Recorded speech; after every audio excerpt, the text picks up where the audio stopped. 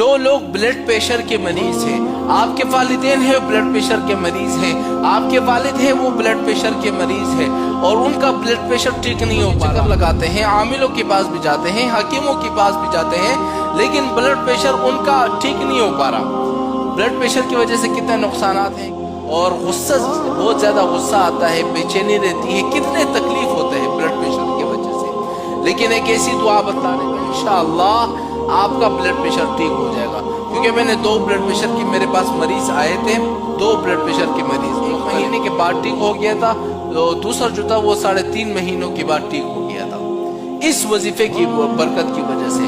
اور یہ ان لوگوں کے لیے میں ایک تحفہ دوں جن کے والدین بلڈ پریشر کے مریض ہو، یا والدہ بلڈ پریشر کی مریض ہو، یا دادی ہو، نانا نانی جو بھی ہو بلڈ پریشر کے مریض ہو، دم کر کے کیا کرنا ہے، پانی پی لینا ہے۔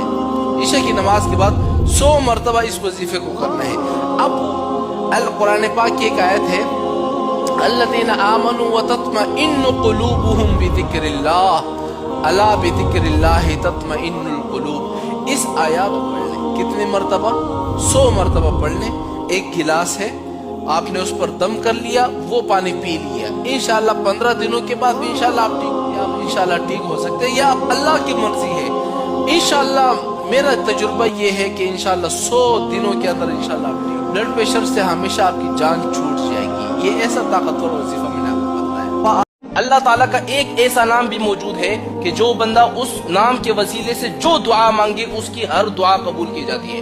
جو بھی دعا، آپ دیکھیں نا آج کل ہر بندہ پریشان ہے، گھر کے لڑائی جھگڑے ہیں، قرضہ ہے، عدالتوں کے چکر ہیں، ہزاروں ٹینشن لوگوں کے پاس موجود ہے، لیکن ہزاروں بار وہ دعائیں کرواتے ہیں، ان کی دعا قبول نہیں۔ ایسا نام بھی موجود ہے، یہ بات میں نہیں کر رہا، یہ بلکہ یہ بات حضور کہہ رہے ہیں۔ اللہ تعالیٰ کا ایک ایسا نام بھی موجود ہے کہ جو بندہ اس نام کے وسیلے سے جو دعا مانگے، اب وہ دعا کون سی ہے میں دعا آخر میں بتلاؤں گا۔ سب سے پہلے میں آپ کو حدیث سناتا ہوں۔ حدیث کیا ہے؟ بی بی عائشہ رضی اللہ تعالیٰ عنہ فرماتی ہیں، ایک دفعہ نبی کریم عائشہ، اللہ تعالیٰ نے مجھے اپنا ایک ایسا نام بھی بتا دیا ہے کہ اگر کوئی بندہ اس نام کے وسیلے سے جو دعا مانگے اس کی دعا قبول کی جاتی ہے۔ بی بی عائشہ رضی اللہ عنہ، وہ نام مجھے بھی بتا دیجیے تاکہ میں بھی دعا کروں، میری ہر دعا قبول ہو جائے۔ حضور نے فرمایا کہ نہیں، میں تمہیں نہیں بتاؤں گا، تمہارے لیے یہ چیز مناسب نہیں ہے۔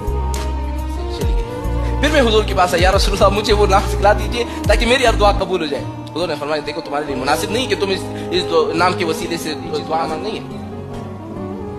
پھر بھی عائشہ فرماتی کہ میں کھڑی ہو گئی، میں نے جا کر وضو کیا، وضو کرنے کے بعد 2 رکعت نماز نفل پڑھی، پھر حضور خود میرے پاس آئے کہ چلو عائشہ میں تمہیں وہ نام بتلا دیتا ہوں۔ تو اس لیے میرے بھائیوں میں آپ کو نام بتلانے والا ہوں کہ اپنی دعا کے اندر اس دعا کو شامل کر دو، اس وسیلے کو، اس اللہ تعالیٰ کے نام کو شامل کر دو، تمہاری ہر دعا قبول ہو جائے گی۔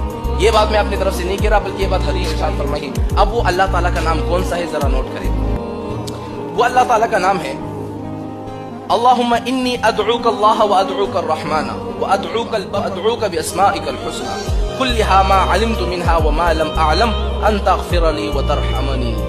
یہ وہ نام ہے کہ جو بندہ اس نام کے وسیلے سے جو دعا مانگے اس کی دعا اسی وقت قبول۔ اگر آپ سمجھتے ہیں یہ بات میں خود اپنی طرف سے میں نے نکالی ہے، حدیث اٹھا کے دیکھ لو، حضور نے خود فرمایا یہ وہ اللہ تعالیٰ کا نام ہے اس دعا کے اندر۔ اب سب سے پہلے یہ دعا پڑھ لو نا، پھر اس کے بعد اپنے لیے سے مانگو، اور تم چاہتے ہو کہ تمہارے گھروں میں جھگڑے ہیں ختم ہو جائے، اس نام کے وسیلے سے ساری تمہاری پریشانیاں ختم ہو جائے گی اور تمہاری ہر دعا قبول ہو جائے گی۔